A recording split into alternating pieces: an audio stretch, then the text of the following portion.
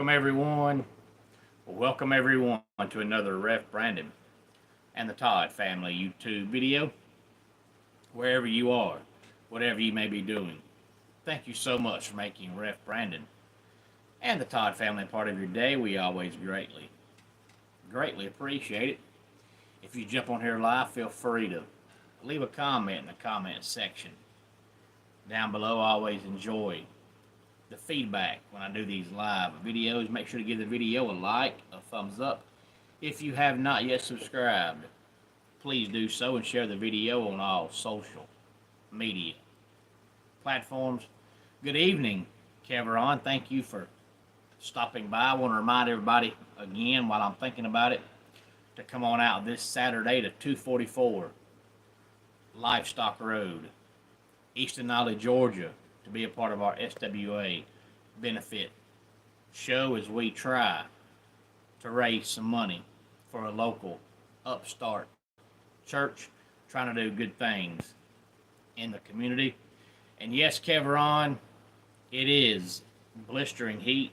I think no matter where you are today, from the East Coast to the West Coast to the Dixie Highway back home, as the old song used to say, it is blistering hot. I'm so glad I'm on vacation this week because that means I ain't got to go outside. So I picked a good week to take off from work.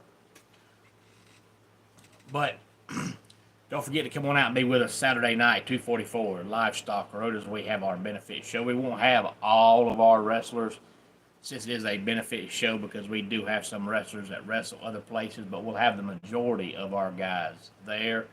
Tickets are $5. Doors open at 6 o'clock, and bell time will be 7 o'clock. But I've been doing some 2025 college football season previews, which I do, about 15 to 20 of them every year, starting in May, counting down to the start of the football season. I guess 8 or 9 so far. But I have not did an NFL team yet, so I thought, you know what?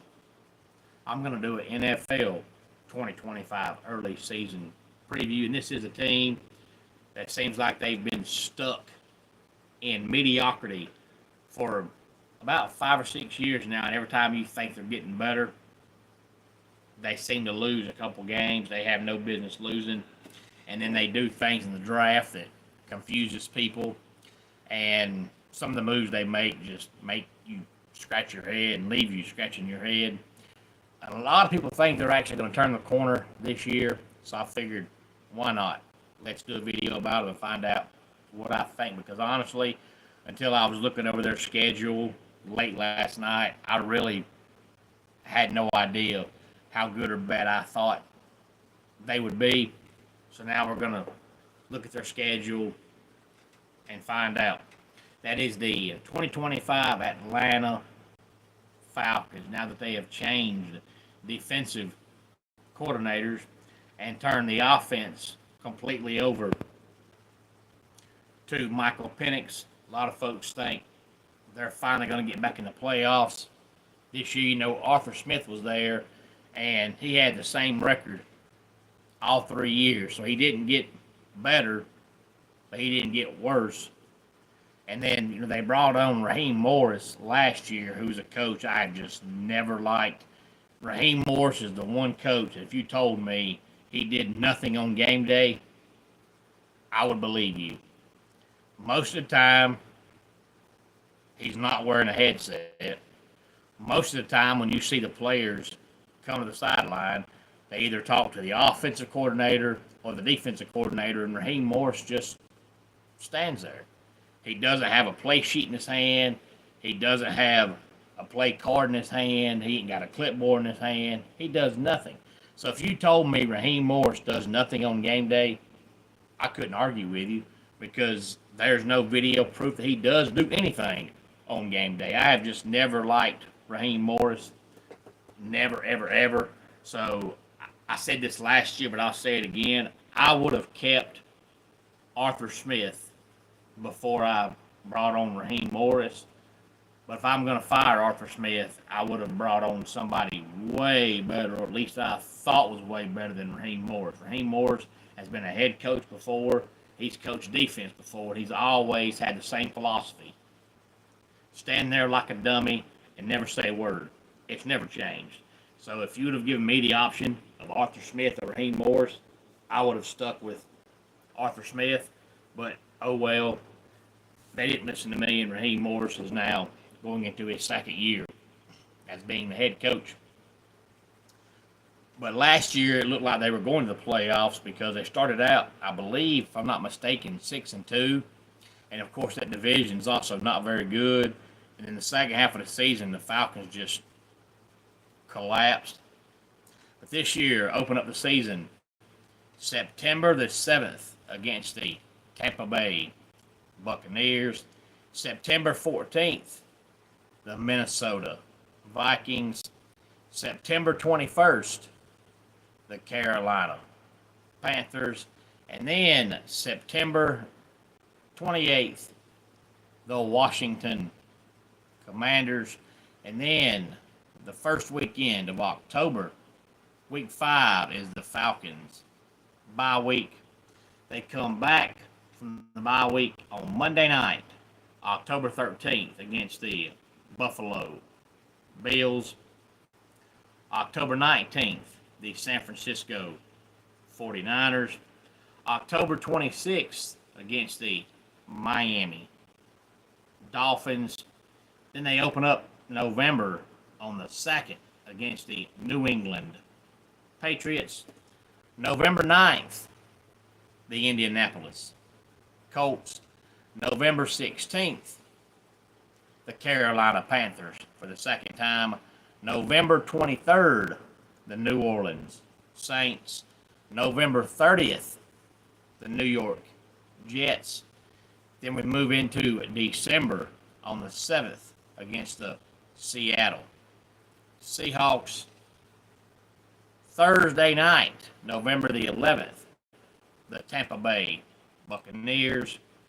December 21st, against the Arizona Cardinals. Monday night, December 29th, the Los Angeles Rams. And then they wrap up the season with a game that has not yet been announced as a Saturday game, a Sunday game, or a Monday game, but it is Week 18 against the New Orleans Saints. Now, they do that on purpose because they like to have division opponents play each other the final week of the season, and then whichever ones end up being, the must-see, must-watch matchups, because either division's on the line or a wild card spot's on the line, they'll flex those into the prime time positions, whether it's Saturday or Sunday. But I don't think the Saints are going to be very good. So unless it's going to be a spot where the Saints try to keep the Falcons from making the playoffs, I don't think that game's going to be flexed, because I don't think it's going to be the winner of the Falcons-Saints game goes to the playoffs, because I'll be stunned if the Saints win more than 4 games. I think they're in for a long, dreadful season. But I've heard too many Falcons fans and Falcons insiders. But of course, if you've ever been to Georgia, you know that Georgia fans, whether it's the Georgia Bulldogs or the Falcons or the Hawks, and sometimes even the Braves, Georgia fans complain about everything when it comes to sports. They've always got to be negative, always got to find the worst case scenario. And I've already heard too many Falcons fans and Falcons insiders and Falcons players complaining about the bye week being in week 5, even though the Eagles were off in week 5 last year and they won the whole doggone thing. But the Falcons fans, it's into the world because we're off in week 5. So I think they lose to the Commanders because that's the game before their bye week, and they're going to go into that game already dreading the bye week being early October. Plus, I think the Commanders are just better than they are, so they'll lose that game.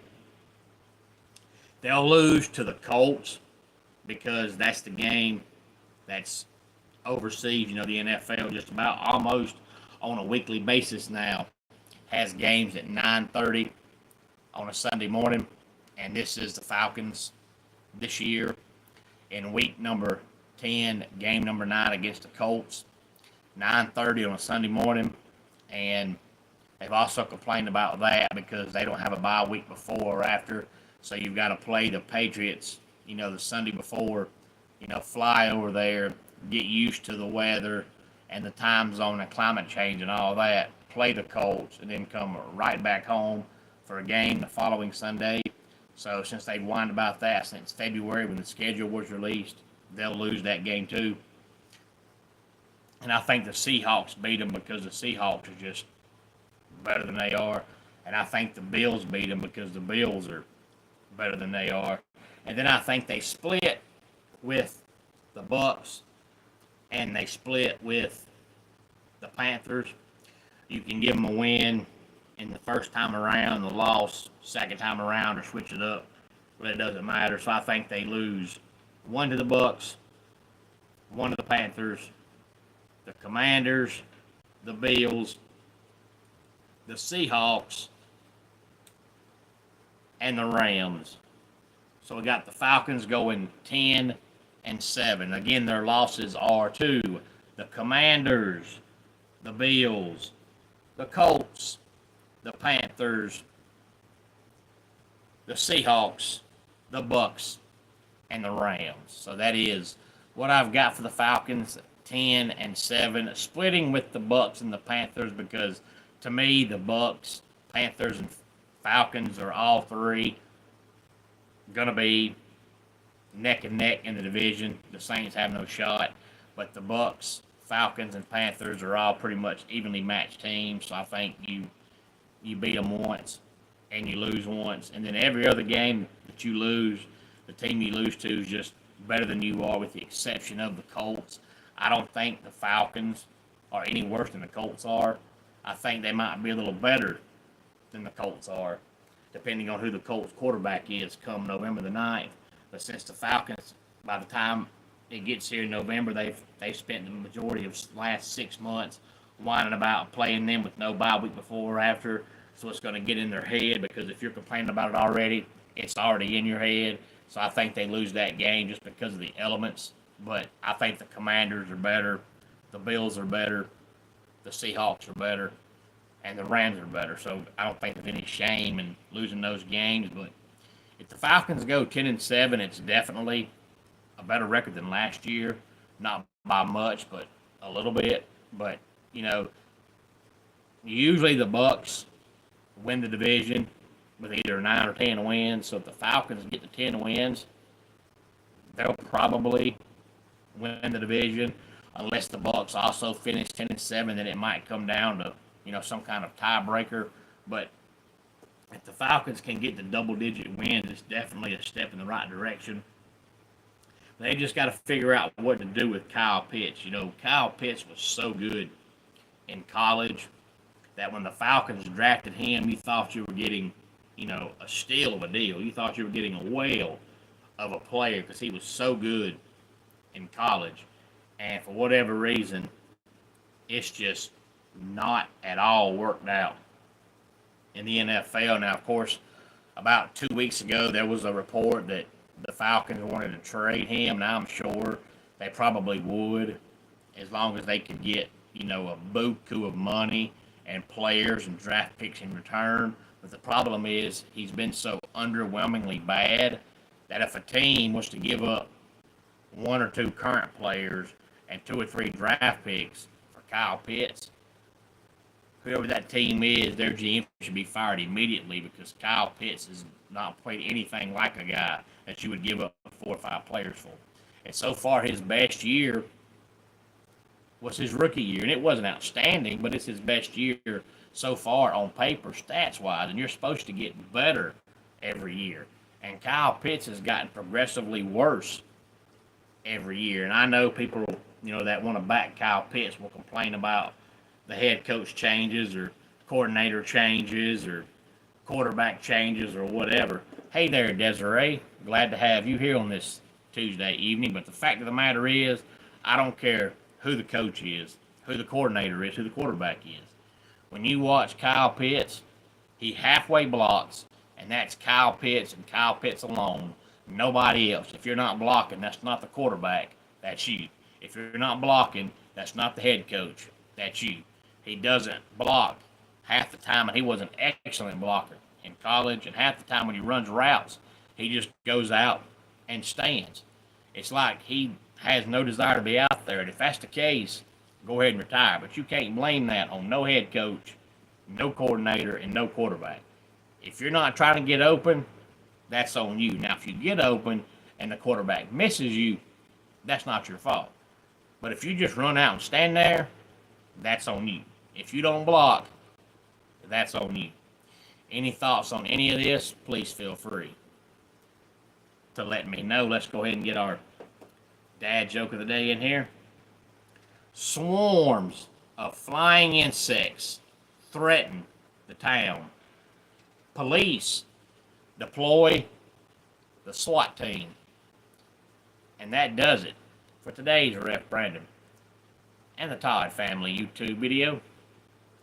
Until next time, it's Ref Brandon saying, just like in pro wrestling, life can be over by the count of 3.